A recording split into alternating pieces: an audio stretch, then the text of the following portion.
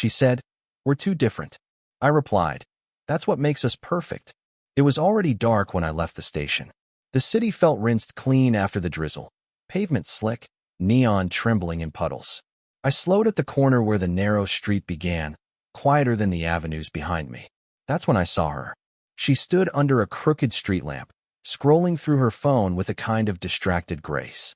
Long camel coat belted at the waist, hair falling loose over her shoulders, a pale scarf tucked just so. Even from a few steps away, I caught the faint trace of perfume, not sweet, but something cooler, like cedar after rain. I meant to keep walking. Instead, I cleared my throat. Excuse me, do you know which way to Levantine Street? She looked up, eyes a little tired but sharp. You're standing on it, she said, accent slipping somewhere between local and far away. It forks ahead. Oh, I laughed, too quick. Guess I'm more lost than I thought. Her lips curved without showing teeth. You're not the first. She shifted her phone to the other hand. A strand of hair clung to her cheek. She brushed it back, revealing a small gold earring. I'm new around here, I said, filling the silence because I couldn't stand it. Started work near the docks. Long hours? She asked. The way she asked made it sound like she already knew. Yeah. My hands were in my pockets. I pulled one out to gesture vaguely at the street ahead. I keep missing dinner, so I'm just wandering. She laughed softly, a sound almost swallowed by passing traffic. You're wandering down a street lined with antique shops and dressmakers. Not much dinner here. I shrugged. Maybe I like window shopping. That was when a delivery bike splashed through a puddle close to the curb. Instinctively, I stepped aside. So did she. Our hands brushed, just fingertips, a fleeting scrape of warmth through my damp sleeve. She withdrew first, subtle, but I felt the absence like static. Sorry, I murmured. No need. She glanced past me, then back, as though recalibrating. There's a cafe 2 blocks east. Small, but open late. Thanks, I said. Do you? The word snagged in my throat. I swallowed. Do you go there?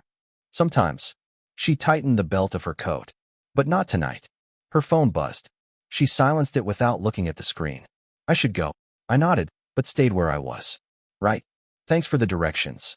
She gave a small tilt of the head, a goodbye without saying it, and stepped across the slick stones toward a lit doorway. A bell chimed as she entered a boutique, walls of glass, mannequins in evening dresses. For a moment she paused just inside, fingers brushing the doorframe as though reluctant. Then she vanished deeper between racks of silk. I stood under the street lamp, pulse loud against my collar. The faint perfume still lingered on my sleeve where our hands had touched. Rain began again, thin needles against my face. I could have kept walking toward the cafe she'd mentioned. Instead, I watched the boutique window, waiting for her to reappear, though I knew she wouldn't. Her apartment smelled faintly of jasmine and paper dust. Evening light bled orange through tall windows, catching in the rim of her wine glass. She'd pulled her hair into a loose knot, strands escaping as she bent over a low table scattered with folders. Sorry about the mess, she murmured. I promised myself I'd file these weeks ago. It's okay, he said, crouching to gather loose pages. I'm good at sorting things. He tried to sound casual. His voice came out quieter than he meant. She smiled at that, a flash of amusement that vanished as quickly as it arrived. Good. I could use the help. She shifted aside to make room, knee brushing his for an instant before she drew it back under herself. He stacked invoices, notes in her looping handwriting. The paper edges were soft from being handled too much. She hummed under her breath, not a tune he recognized, more like a habit, and every time she reached for a folder her sleeve slid up, revealing the pail inside of her wrist. He noticed everything. How she smoothed a page twice before placing it down. How her voice dipped when she said his name. The small frown that formed when she caught herself glancing at him too long. I never have time to do this, she said, laughing softly at the pile. I just keep moving it from one corner to another. Her fingers brushed his hand as she passed him another stack. The touch was light, unconscious, but it stayed with him like a spark under his skin. He didn't move his hand right away. She noticed, withdrawing hers a heartbeat too late. A faint color rose at her throat. She reached for her glass, took a sip that left a clear print of lipstick. He swallowed. You're always busy, he said, words careful, testing. That's what happens when you try to run everything yourself. She set the glass down without looking at him. It's easier to keep moving than to think about what's missing.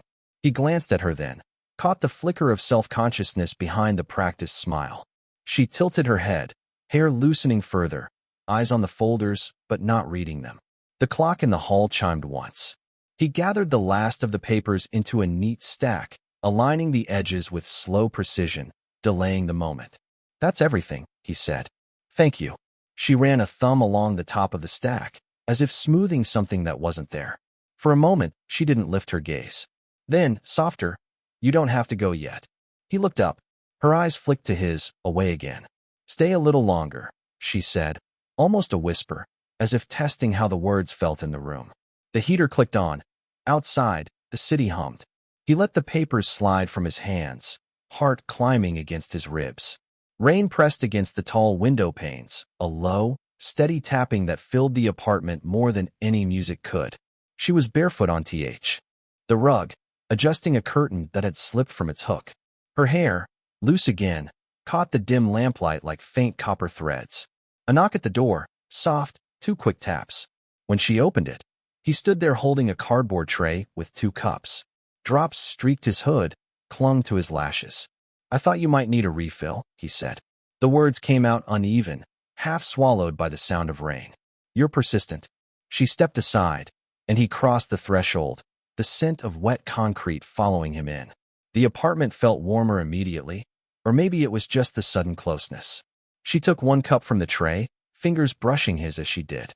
The contact was accidental, but stayed a fraction too long, like an echo. Her breath caught. She turned toward the window, tugging the curtain straight again. Rain always pulls it loose, she said, voice lighter than her eyes. The wind finds every gap. He set his own cup down without drinking, watching the way her shoulders tensed and softened. He moved closer to hand her the second hook for the curtain. Their fingers touched again, firmer this time, like static before a storm. Neither of them spoke. Her phone buzzed on the counter. A flash of a name he didn't know lit the screen. She hesitated before picking it up, thumb resting on the glass, but not sliding. The vibration stopped. She placed it face down. Sorry, she murmured. I should, she cut herself off. Never mind. He shifted his weight, suddenly aware of how damp his clothes were. I can go if. No, she said quickly, then softened it. No, it's fine. Stay until the rain eases. They stood a moment in the muted light, both holding cups they hadn't tasted. Her hand hovered near the curtain cord, his near the tray, neither moving. Outside, a car hissed through a puddle. Inside, the heater exhaled warmth. Finally, she let the curtain fall back into place, turned toward him with a small, unfinished smile. You always bring coffee, she said as if it were an answer to something else entirely. He tried to smile back, but it faltered. He stepped toward the hallway, then stopped in the doorway, 1 hand on the frame. The apartment behind him smelled of jasmine and rain-wet wool. Her reflection in the dark window stood beside his without touching. I should, he began, but the words faded. He stayed there, caught between leaving and something he couldn't yet name, rain still tapping against the glass like a pulse. The rain had thinned into a mist, but neither of them mentioned it. She leaned against the arm of the sofa, legs curled under her, the lamplight softening every line of her face. He sat a little too close on the rug, the untouched coffee cooling between them. You never drink it, she said suddenly, nodding at his cup. You bring it, but her voice trailed off. I like the excuse, he admitted, staring at the steam that was barely there anymore. His thumb traced the rim of the lid, circling. She laughed under her breath, short and surprised. It broke something in the silence, but not enough. A strand of hair slipped forward. He lifted his hand without thinking, stopped halfway. She caught the hesitation, eyes flicking from his fingers back to his face. For a moment, neither moved. It's late, she said finally, but she didn't rise. I don't mind late. His voice was quieter now, steadier, as though saying it aloud made the thought less dangerous. She shifted, uncurling her legs, feet touching the rug inches from his knee. Her perfume reached him when she leaned closer, faint cedar and something floral, and it made his chest tighten. You're too young to waste nights like this, she murmured, almost teasing, but the joke fell flat in the weight of the room. Maybe I want to. He met her gaze, longer than he should have. The air between them felt charged, like the pause before thunder. She looked away first, reaching for her glass though it was empty. Her fingers trembled slightly as she set it back down. This is complicated. He nodded, but didn't step back. Does it have to be? The question hung there. She bit her lip, caught herself, smoothed it with the tip of her tongue. A small, betraying gesture. Their knees brushed. Not by accident this time. His hand shifted on the rug, almost close enough to touch hers. She inhaled sharply, and the sound was louder than the rain outside. Then her phone buzzed again on the counter. A reminder, or a call, neither of them looked. The vibration cut through the charged silence like a blade. She stood too quickly, smoothing her coat though she wasn't wearing one. You should go, she said, but her voice faltered halfway through the sentence. He rose more slowly, every muscle unwilling. At the doorway he paused, turning back. She was still by the sofa, arms folded now as though she could hold herself in place. He opened his mouth, closed it. She didn't look up. The rain tapped faintly at the glass again. He lingered, torn between leaving and staying, a breath away from saying what had already filled the room, unspoken. He'd been waiting by the window while she searched for a missing receipt. The rain had stopped. The street below was washed clean, lamplight glinting off the wet pavement. On the sideboard, a stack of books listed toward a small wooden box half hidden by a scarf. When he reached to steady the books, the box tilted open and a photograph slid out. He caught it before it fell. A younger version of her looked back, sunlit hair, eyes unguarded, a man's arm around her shoulders cropped out at the edge. A seaside backdrop, gulls blurred mid-flight. The photo smelled faintly of salt and paper dust. She turned at the sound of him exhaling. For a heartbeat, she stayed still, watching the picture in his hand. Then she crossed the room slowly, her heels soundless on the rug. You weren't supposed to see that, she said, but not sharply. Her fingers hovered over the photo without taking it. Her gaze had shifted, brighter and darker at once. I'm sorry, he murmured. He didn't put it down, just held it flat between his palms like something fragile. You look different. I was different. She eased the photograph from him, thumb brushing the edge as though it might cut. It was another life. Another version of me who thought she couldn't break. He watched her eyes trace the image, the way her mouth tightened at one corner. What happened? He asked, soft, unsure he had the right. She gave a small laugh with no sound in it. I mistook permanence for love, she said. Turns out some people like to leave. You get older, and you start to build walls instead of houses. He swallowed. Her words felt like a doorway cracked open. He stepped closer, not touching her yet. I don't, he started again, voice lower. I don't want to lose what's here. She looked up at him then, really looked, and for the first time since he'd known her, the practiced poise slipped. Her eyes shone not with tears exactly, but with the threat of them, and her hand trembled around the photo. I don't even know what's here, she whispered. And that scares me. He almost reached for her hand. Almost. Instead, he let the space stretch between them, humming with the smell of rain and the faint static of the heater. The photograph bent slightly under her tightening grip. Neither of them moved. The room seemed to hold its breath, two figures caught between past and present, everything fragile and unspoken balanced on the edge of a word neither could yet say. The balcony rail was cool under his palms, damp with the mist that had rolled in from the river. Below them, the city sprawled in small pulses of light, headlights threading along avenues, a neon sign flickering in pink. Somewhere a saxophone played faintly from an open bar window, the notes drifting up like smoke. She stood a step inside, framed by the doorway, a thin shawl wrapped loosely around her shoulders. The breeze lifted the ends of her hair. It glimmered briefly against the dark. Her glass was empty, but she still held it as though it gave her something to do with her hands. You're cold, she said quietly. I'm fine. He turned, leaning back against the rail. You always come out here. When the apartment feels too small, she replied. Her gaze slid past him to the view, avoiding his face. The city looks less complicated from up here. He shifted closer, the distance between them narrowing to just the open doorway. I've been trying to leave tonight, he said. I keep finding reasons not to. She smiled faintly at that, but her eyes stayed on the skyline. You're good at excuses. I'm out of them now. His fingers tightened on the railing. A tiny tremor ran up his arm. He took a breath. I can't stop thinking about you. The words landed between them like a dropped stone. For a long moment, there was only the hiss of wind along the balcony's edge. She drew in a slow breath, as if steadying herself. "You're very young," she said at last. "I know." He stepped fully into the doorway now, the city behind him, her shadow spilling toward him. "That's not the point." Her grip on the glass shifted. Her thumb traced the rim. "You don't know what you're saying," she murmured, but her voice wavered, breath catching at the end. The city lights flickered across her face, softening everything. "I do." He searched her eyes, not demanding, just there, waiting. "I'm here. Right now. That's all I know." She looked at him then, really looked. The poise she wore like an accessory slipped, just for a second. He saw the flicker of longing, fear, something raw. The breeze lifted the shawl from her shoulder. She didn't pull it back. Neither of them moved. The night felt charged, the sounds of the city below receding until it was just the two of them breathing in the same small space.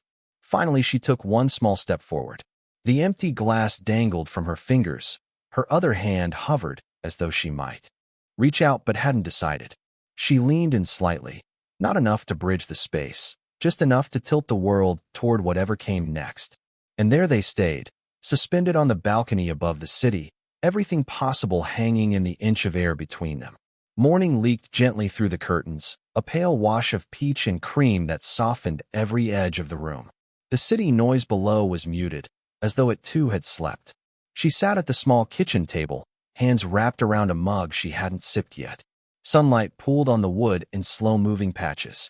He stood by the window, hoodie from last night draped over the back of a chair, hair still damp from an early shower.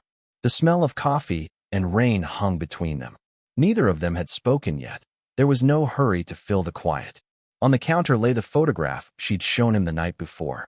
It no longer looked like a wound, more like a page she'd finally left open. His eyes drifted to it and back to her. "I should go soon," he said, but without moving. She traced the rim of her mug with a fingertip, the smallest of circles.